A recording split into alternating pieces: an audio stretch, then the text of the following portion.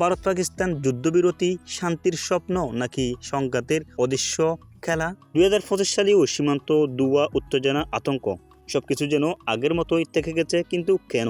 1947 সাল দুই ভাই আলাদা হলো, ভারত ও পাকিস্তান।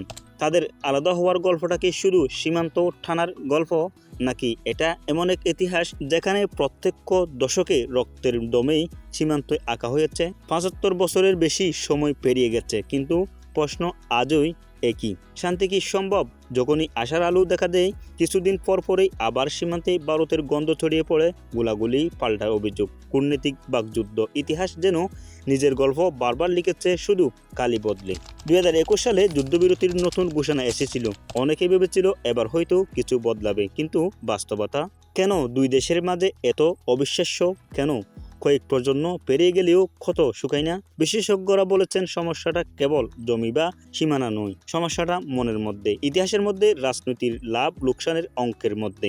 প্রতিবার যখন নতুন প্রজন্ম বড় হয়, তারা যুদ্ধের ইতিহাস শুনে বেড়ে ওঠে। আর এই ঘৃণার গল্প যতদিন বেঁচে থাকবে, শান্তি কেবল রঙিন পোস্টারে বাধা থাকবে। কিন্তু যদি কখনো দুই দেশ সিদ্ধান্ত নেয় ঘৃণার এই চক্র ভেঙে আস্থার নতুন ইতিহাস লিখবে, তাহলে হয়তো একদিন আমাদের সন্তানেরা আর গুলির শব্দ নয়, গান আর গল্পে বড় হবে। শান্তি কি আসবে, নাকি আমরা কেবল অপেক্ষা করব আরেকটি সংঘাতের জন্য? নির্ভর করছে আমাদের সিদ্ধান্তের উপর এখনই। তাহলে ভিডিওটি দেখে আপনার কেমন লাগলো অবশ্যই মতামতগুলো কমেন্ট বক্সে জানাবেন, এবং আপনি যদি আমাদের চ্যানেলের প্রথম হয়ে থাকেন অবশ্যই আমাদের চ্যানেলটি সাবস্ক্রাইব করবেন, ফেসবুক পেজটি অবশ্যই ফলো করবেন, লাইক কমেন্ট শেয়ার করবেন। আসসালামু আলাইকুম রহমতুল্লাহি ওয়া বারাকাতুহু।